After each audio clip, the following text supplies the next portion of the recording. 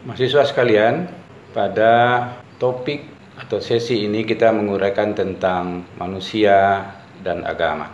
Sebelum kita menguraikan apa fungsi agama bagi manusia, maka kita harus menjelaskan dulu tentang status dan fungsi manusia. Di dalam Al-Quranul Karim, Allah Subhanahu wa Ta'ala berfirman, "Laqad khalaqnal insana fi ahsani taqwim." Sesungguhnya kami jadikan manusia dalam sebaik-baik kejadian. Manusia terdiri dari roh dan jasad. Keduanya senyawa sehingga membentuk proses dan mekanisme hidup. Bila keduanya terurai, maka proses dan mekanisme hidup akan terhenti. Karena pada mulanya roh dan jasad itu menyatu dan disatukan di dalam rahim, maka akhirnya dia akan terurai juga, maka terjadilah kematian. Kullu nafsin dha'iqatul maut. Setiap yang bernyawa akan menghadapi kematian. Kita tidak tahu persis apa hakikat dari roh, tapi yang kita tahu adalah yang manusia adalah bersatunya roh dan jasad. Ketika jasad saja, itu bukan manusia namanya. Dan ketika roh saja, itu juga bukan disebut sebagai manusia.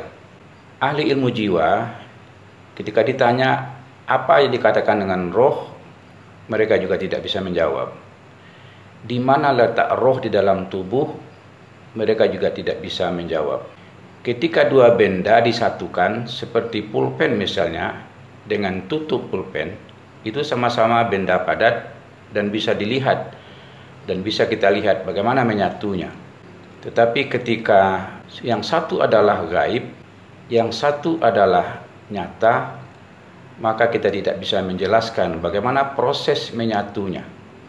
Tetapi roh itu ditiupkan oleh Allah ke dalam rahim ketika janin berusia 4 bulan. Ketika postur tubuhnya sudah sempurna, mula-mula dari saripati menjadi nutfah atau zigot. Zigot berproses menjadi alaqah, segumpal darah, dan segumpal darah kemudian menyatu berubah menjadi segumpal daging, lalu tumbuh tulang belulang yang dibalut dengan daging, dan ketika itu Allah meniupkan roh tadi. Roh itu sebenarnya adalah sebagai pembeda antara manusia dengan binatang, karena roh tadilah yang akan mengatur akal dan rasa manusia, yang disebut dengan jiwa. Mahasiswa sekalian, ketika jiwa kita itu bersih, maka jiwa akan mengontrol akal untuk melakukan, berpikir hal-hal yang bersih. Ketika jiwa kita bersih, maka jiwa akan mengontrol rasa sehingga kita merasakan sesuatu yang bersih dan benar. Karena itulah sebenarnya roh itu adalah bahagian daripada roh yang ditiupkan oleh Allah kepada manusia. Oleh karena roh yang ditiupkan kepada manusia adalah sebahagian daripada roh Allah, maka sebenarnya manusia memiliki sifat-sifat Allah. Karena itu Asmaul Husna yang 99 itu adalah nama-nama Allah yang sebagian menyebut sifat Allah.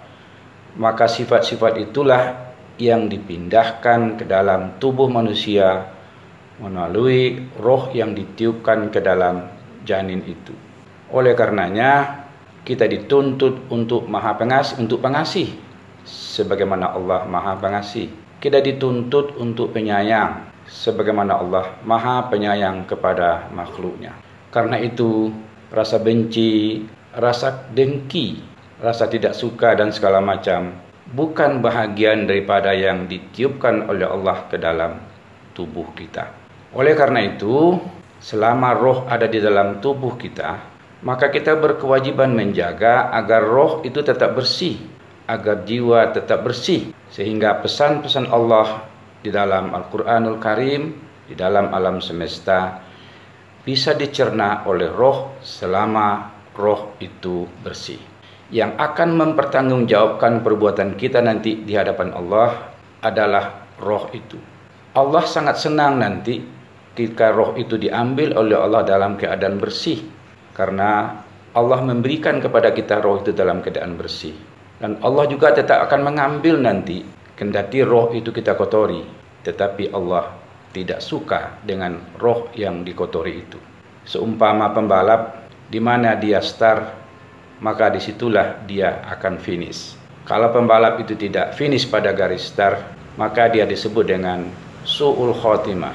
Tetapi kalau dia finish pada garis start, maka dia termasuk kelompok husnul khotimah atau happy ending.